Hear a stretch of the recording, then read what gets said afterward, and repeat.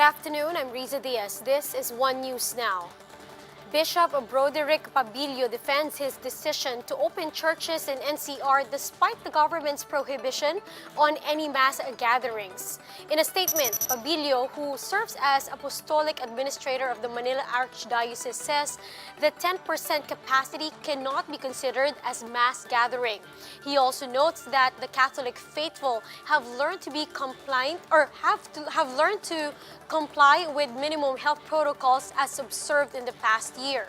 The bishop adds that collections during physical masses are most important this time to provide ayuda for those who are in need amid the health crisis.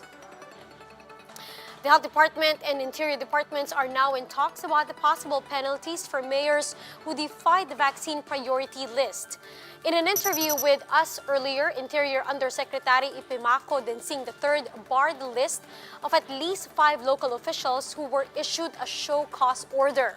Health Undersecretary Maria Rosario Vergere explained that the vaccination list was made in order to prioritize the most vulnerable sectors. This prioritization framework, hindi naman po natin yan inilagay just for anything else, but because we have specific objectives in this response for COVID and how we are doing our vaccination. Ang WHO ay nagbigay na ng babala na kung sakasakaling magkakaroon po ng breaches dun po sa ating mga pinirmahang agreements with them through the COVAX facility, our additional supplies or future supplies of these vaccines that will be given to the Philippine government might be compromised. Now, in an interview with One News Agenda, Tacloban Mayor Alfred Romualdez defended his vaccination, saying he did this to boost the confidence of health workers in the city. The vaccines were here much earlier. And it got to the point na sobrang dami ang hindi magagamit at ibabalik. So, what happens? Tapos na. Bale, yung health workers, tapos na lahat. So, I just thought to myself, as a leader, I think dapat hindi tayo double standard. What's good for the people is good for me. And, and if I have to go through that, even against my doctor's orders, I will do it so that maging successful naman programa ng gobyerno. Health experts are reminding those exposed to COVID-19 patients not to be complacent, even if they test negative for the virus after the contact. Camille Samonte with the details. The incubation period for COVID-19 takes 5 days in the human body. This is the time between a person's exposure to the virus and the onset of symptoms. The Health Professionals Alliance Against COVID-19 says it's important for anyone exposed to a COVID-19 patient to undergo the mandatory 14-day quarantine. HPAC explains it's possible for the first swab test to show negative results upon exposure. Patients may start showing symptoms after a few days and turn out positive for the virus. Hindi po pwede na ika-cut short po natin yun. Dahil hindi po natin alam kung kailan po kayo magmamanifest ng signs and symptoms. 14 days po talaga. Kaya nga po ang problema, kung sa pang-10 araw kayo magka-symptoms, kasi ibig sabihin, a-absent pa kayo ng another 10 days. Kasi 10 days naman kayong i-isolate. Pagkatapos ng 10 araw po, kailangan po kayong magpa-assess muli sa inyong nurse o sa isang doktor para bigyan po kayo ng return to work clearance. HPAC member Dr. Annalisa Onglim urges Filipinos to be more careful and to strictly follow health protocols as more countries are detecting variants of concern. Kung nakakatakot na ang COVID nung simula, hindi ba mas nakakatakot lalo itong mga variants na ito? Well, dapat nating aminin, no? Dapat talaga siyang pag-ingatan ng husto. Kasi nakita na nga natin, dumami pa ang mga kaso. And sinasabi natin, dahil natuklasan na natin yung variant sa ating bansa, maaring may relasyon itong pagkalat ng variants dun sa mabilisang pagdami ng kaso. The group says it's important for the public to follow apat dapat, especially now that we're seeing record-breaking daily COVID cases. Kahit bagong virus variant, parehong pag-iwas, apat dapat pa rin. Ano ba ang apat dapat?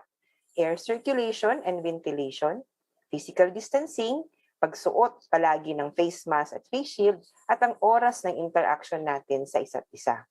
Though vaccinations have started, the group says each Filipino has a responsibility in preventing the further transmission of the virus. Yung bakuna po, with the ongoing surge, it will take time. Kaya po namin ini-emphasize ngayon yung apat dapat. Kasi po, kahit magpabakuna tayo ngayon, it will still take time bago po makarating sa ating mga baryo, sa ating mga kinalalagyan yung bakuna eh. Pero yung apat dapat, nandyan na ho siya, no? For News 5, Camille Samonte, We Are One News. The Commission on Appointments has conducted a hearing on the appointment of armed forces officials. For the details, Menlos Baños is reporting to us live from Rizal. Mean, what are the key takeaways from the said hearing? Yes, good afternoon, Riza. AFP Chief of Staff Serenito Sobejana has been formally appointed to the rank of General. This after he answered several questions, including that of China's aggression at the West Philippine Sea. Sobejana said he has already sent additional naval assets to the Julian Felipe Reef as part of the role to protect the Filipino people. Recall that at least 183 Chinese vessels have been spotted in the area. He explained that the move will increase our visibility and ensure the security and safety of Filipino fishermen. He said the AFP also seeks to protect our marine resources and the integrity of our territory. Sobejana told officials that the military service doesn't tolerate incursions in our territorial waters.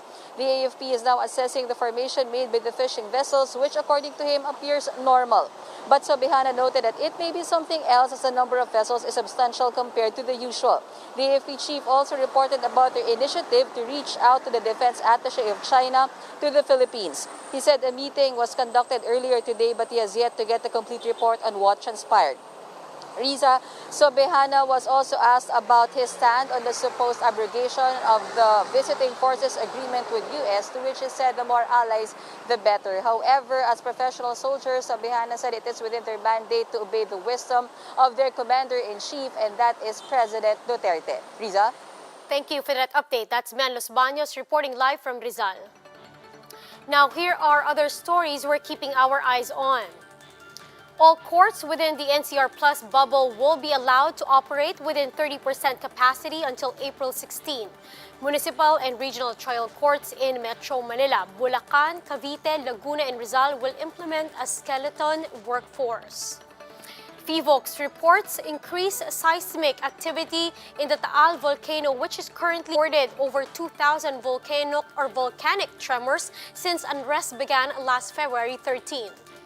And national athletes and coaches serving in the AFP and the front lines are set to begin training for the 31st Southeast Asian Games. The Philippine Sports Commission is eyeing the renewal of 100 athletes and coaches detailed service, which allows military athletes to start training. And for more updates, visit News 5, The Philippine Star, and Business World Online. Visit our website, onenews.ph, for more in-depth analysis. You can also catch One News on Signal Play app. Register for a free account now at www.signalplay.com and stream One News live anytime, anywhere. Mask on, wash hands, and stay safe, Philippines. I'm Riza Diaz. We are One News.